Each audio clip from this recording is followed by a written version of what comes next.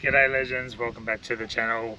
After posting on Facebook about our water bladder recently, I've had a few people reach out and ask me for a little bit more information, so I thought I'll just give you a quick rundown of it today. This was a present from Clement and the family for me for my birthday last year, but we went a few months without using it, but it's been getting a workout and I'm about to go get water now.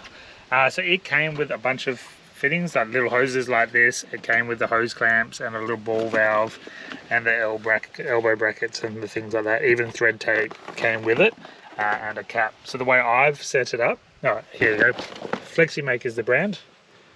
They got heaps of different sizes on their website. I got the 105 litre with a little bit of an indent to suit my center console, and you'll see that when it pumps up.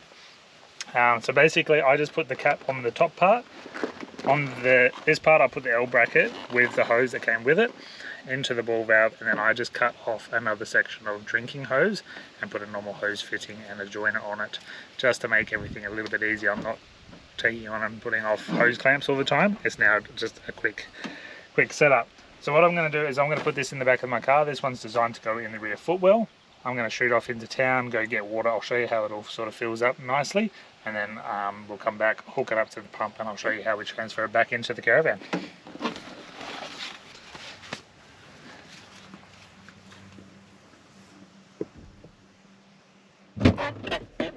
So that's pretty well how it sits. As it starts to fill up, I sort of just adjust it, make sure it's sitting square in here. But yeah, it fits really nicely in that space.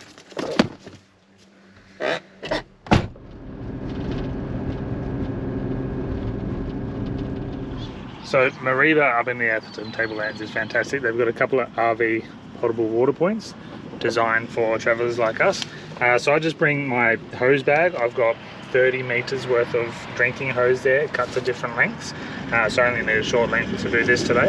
And we always carry our best water filter. So I filter everything going into the bladder and coming back out at the other end. So we'll set this up and I'll show you.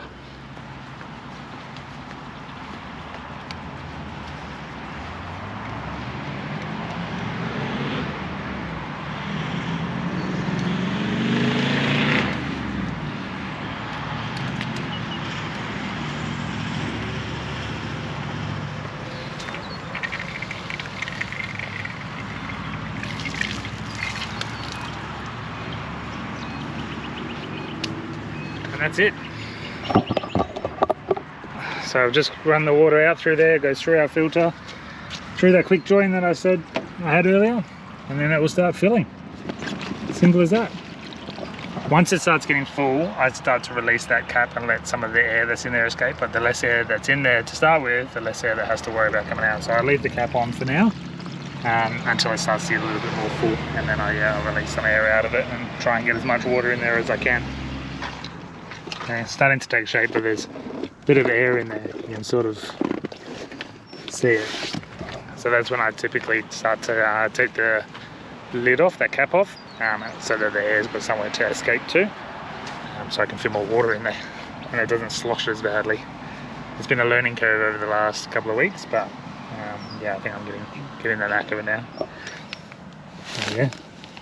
See all that air just escape?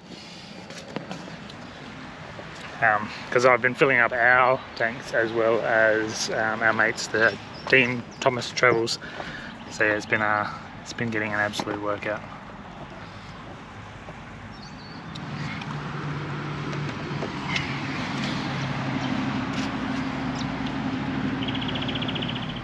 Right, there we go. I've got 100 litres of water inside the car, which yes, does still make me feel very nervous. But I think as long as I look after it, I shouldn't have any dramas. I think they usually split the seals or they get punctured by something. So I always make sure the floor mats are clear before I fill this in. And we're not going far. It's not like I plan to travel with water in here. This is to run back once the van is set up and go get water. So we'll head back to camp now, about 10 minutes. We'll run out the hose and I'll show you how I fill up the tanks from here now. Alright, so this is a little pump that came with the kit. It only does 5 litres a minute, so the 100 litres does take 20 to 25 minutes. It's pretty slow. I will look to upgrade this. I think you can get fuel ones from BCF. Again, I've just cut little lengths of spare hose with the hose clamp so I could put normal hose fittings on just to make it all a lot easier. And it just came with loose wires. I've used automotive crimps for the time being, but I am going to solder that properly. And then I'll put an Anderson plug on the end so I can just run it straight off the plug on the back of the car. It's working. Like I said, I just want to get a bigger pump and I'll wire this in a little bit better, but it's doing the job for now. We've got a full 1-inch outlet on the bottom of both tanks. I've just gone to Bunnings and got reducers down to a normal hose fitting because I like to fill the tanks from the bottom because it helps push the air out and you don't get an airlock. I never really had a problem doing it from here. This is just a lot easier. Put that on there. Run this all the way back.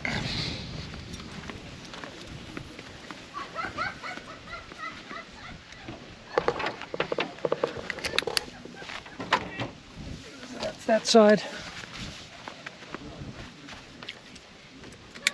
See what I mean about the hose fittings? It just makes everything so much easier. And then, like I said to you before, I like to filter it going back into the tank as well.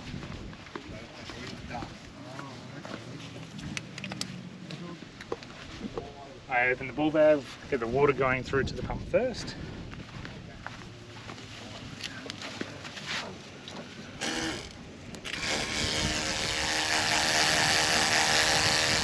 Now that will take 20 to 25 minutes to fill up.